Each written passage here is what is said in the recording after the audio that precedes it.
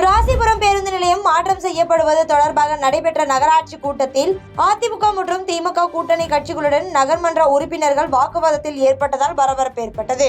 நாமக்கல் மாவட்டம் ராசிபுரம் நகராட்சி அருகே உள்ள அணைப்பாளையம் பகுதிக்கு புதிய பேருந்து நிலையம் மாற்றம் செய்ய நடவடிக்கை மேற்கொள்ளப்படுவதை கண்டித்து ராசிபுரத்தில் பல்வேறு போராட்டங்கள் நடைபெற்று வருகிறது.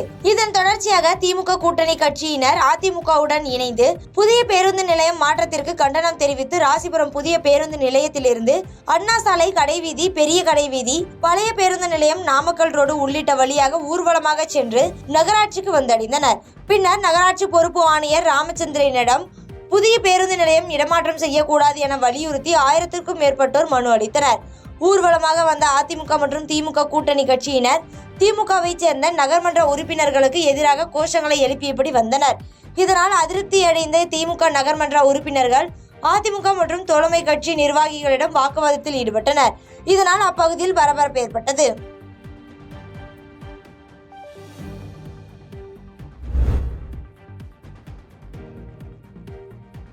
திருச்சியில் பால் பண்ணை மற்றும் துவாக்குடி இடையே சர்வீஸ் சாலை அமைக்க கோரி இந்திய ஜனநாயக வாலிபர் சங்கத்தினர் ஆர்ப்பாட்டத்தில் ஈடுபட்டனர். திருச்சி தஞ்சை தேசிய நெடுஞ்சாலையில் அமைந்துள்ள பழைய பால் பண்ணையில் இருந்து துவாக்குடி வரை 14.5 கிலோமீட்டர் தூரமுள்ள பிரதான சாலையில் சர்வீஸ் ரோடுகள் அமைக்காமல் 4 வழிச்சாலை அமைக்கப்பட்டு சுங்கவரி கட்டணம் வசூலிக்கப்பட்டு வருகிறது.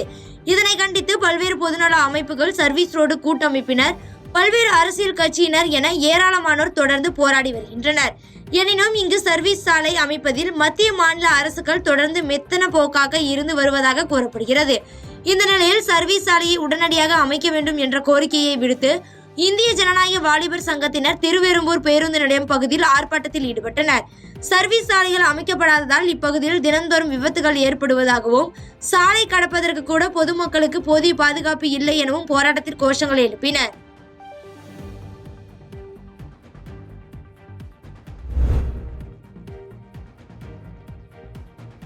கோவை மாநகராட்சி கூட்டத்தில் தீர்மானங்களை படிக்க வாய்ப்பு தருவதில்லை என கூறி அதிமுக திமுக கவுன்சிலர்கள் வாக்குவாதத்தில் ஈடுபட்டதால் பரபரப்பு ஏற்பட்டது.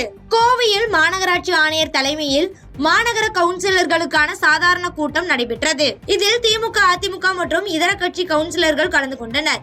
மாநகராட்சி கூட்டத்தில் ஒரே நேரத்தில் 346 தீர்மானங்கள் நிறைவேற்றப்பட உள்ளதாக அறிவிக்கப்பட்ட நிலையில் தங்களுக்கு தீர்மானங்களை படிக்க நேரம் ஒதுக்குவதில்லை என கூறி திடீரென அதிமுக உறுப்பினர்கள் வாக்குவாதத்தில் ஈடுபட்டனர்.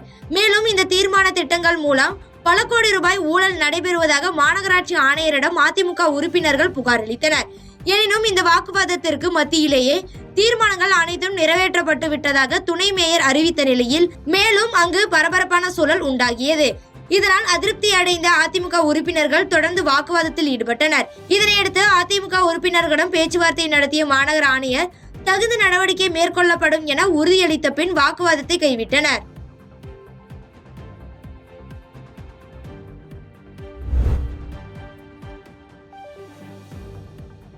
மதுரை திருமங்கலத்தில் நடைபெற்ற மக்களுடன் முதல்வர் திட்டம் தொடர்பான கூட்டத்தில் ஏராளமான பொதுமக்கள் கலந்து கொண்டு மனுக்களை அளித்தனர். மாநிலம் முழுவதும் ஒவ்வொரு பகுதிகளில் முதலமைச்சரின் உத்தரவின் பேரில் மக்களுடன் முதல்வர் திட்டம் தொடர்பான கூட்டங்கள் நடைபெற்று வருகிறது. அதன்படி மதுரை மாவட்டம் திருமங்கலத்தில் நடைபெற்ற மக்களுடன் முதல்வர் கூட்டத்தில் ஏராளமான பொதுமக்கள் கலந்து கொண்டனர்.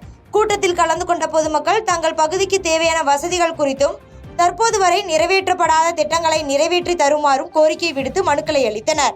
இந்த மனு பெறும் கூட்டத்தில் ஊரக வளர்ச்சித்துறை, உள்ளாட்சித்துறை, வருவாய்த்துறை, கூட்டுறவுத்துறை என 20க்கும் மேற்பட்ட துறை சார்ந்த அலுவலர்கள் தனித்தனியாக கவுண்டர்கள் அமைத்து கணினி பதிவுடன் கிராம மக்களின் குறைகளை மனுவாக பெற்றனர்.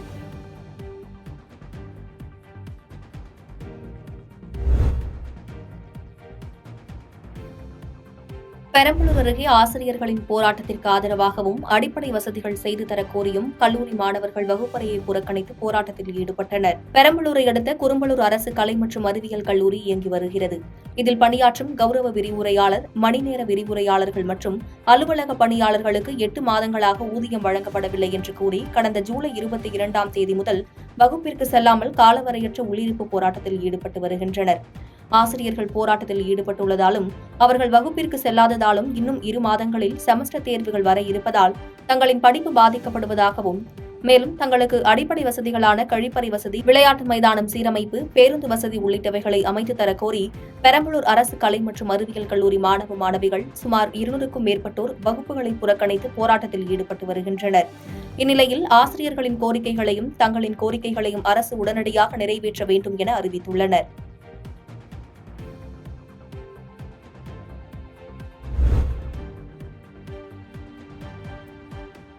மயிலாடுதுறை அருகே தனியார் பள்ளியைச் சேர்ந்த 8ஆம் வகுப்பு மாணவி விட்டடித்ததாக கூறி பள்ளி நிர்வாகம் அவமானப்படுத்தியதால் தூக்கிட்டு தற்கொலை செய்து கொண்டதாக பெற்றோர்கள் மாவட்ட ஆட்சியரிடம் கண்ணீர் மல்க குற்றச்சாட்டு வைத்துள்ளனர்.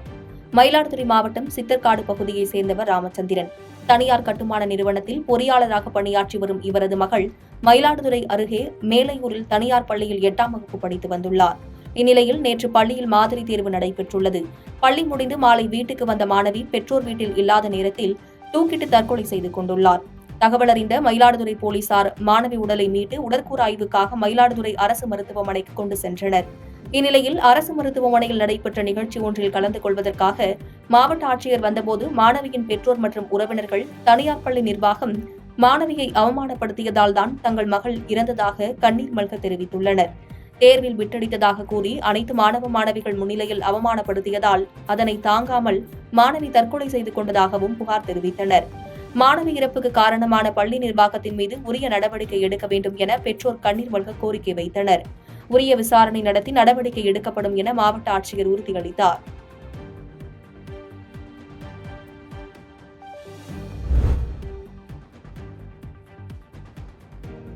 திருச்சி சமயபுரம் மாரியம்மன் கோவிலில் ஆடி 2வது வெள்ளியை முன்னிட்டு ஏராளமான பக்தர்கள் அம்மனை தரிசனம் செய்தனர்.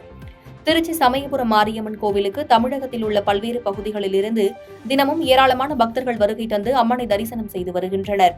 அந்த வகையில் ஆடி 2வது வெள்ளியை முன்னிட்டு திரளான பக்தர்கள் அம்மனுக்கு நேர்த்திக்கடன் செலுத்தி வழிபட்டனர். முன்னதாக கோவில் முன் மண்டபத்தில் நெய்விளக்கு சூடம் ஏற்றி வழிபட்ட பக்தர்கள் தொடர்ந்து நீண்ட வரிசையில் காத்திருந்து அம்மனை தரிசனம் செய்தனர். மேலும் அலகு குத்தி பால்குடம் எடுத்தும் அக்னிச்சட்டி ஏந்தியும் பக்தர்கள் நேர்த்திக்கடன் செலுத்தினர்.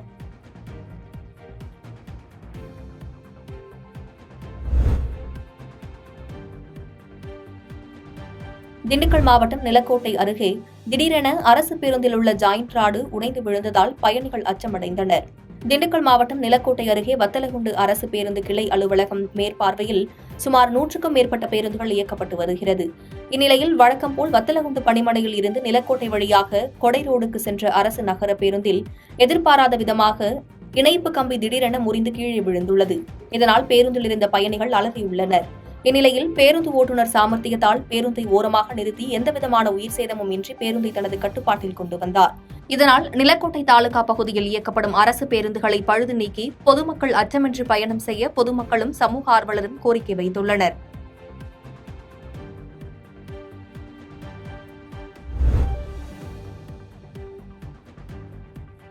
பழனியில் மின்கட்டண உயர்வை கண்டித்து தென்னிந்திய பார்வர்ட் பிளாக் கட்சியினர் ஆர்ப்பாட்டத்தில் ஈடுபட்டனர்.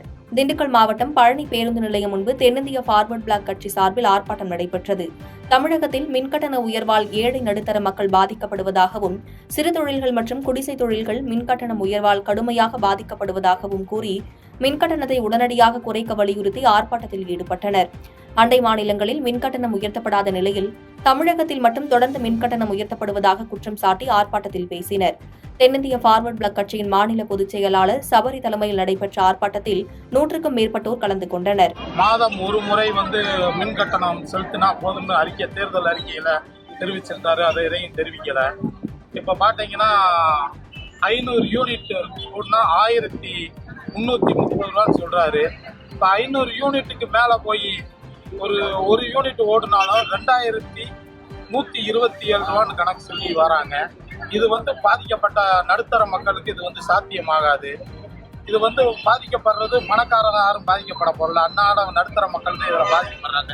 இதனால ஸ்டாலின் ஐயா அவர்கள் என்ன செய்யணும்னா இந்த மின் கட்டண உயர்வை திரும்ப பெறணும். அதுக்கப்புறம் பார்த்தீங்கன்னா நம்ம பாரத பிரதமர் நரேந்திர மோடிஜி அவர்கள் இப்போ அறிவிச்சிருக்காரு, சோலார் சிஸ்டம் அறிவிச்சிருக்காரு. 300 யூனிட் இலவசமா இந்தியா ஃபுல்லா வழங்குற மாதிரி ஒன்று அறிவிச்சிருக்காரு. இதுல மத்திய அரசு கிட்ட போய் பேசி நம்ம முதல்வர் பேசி அந்த திட்டத்தை இங்க கொண்டு வந்தா மக்களுக்கு விவசாயி எல்லாமே ஒரு அளவுக்கு நல்லா பயனடைவாங்க. பாதகம் செய்பவரை கண்டால் நாம் பயங்கொள்ளலாகாது பாப்பா. மோதி மிதித்து விடு பாப்பா, அவர் முகத்தில் உமிழ்ந்து விடு பாப்பா. அண்மை செய்திகளை உடனுக்குடன் தெரிந்து கொள்ள இணைந்திருங்கள் இயம்நாடு தொலைக்காட்சியுடன்.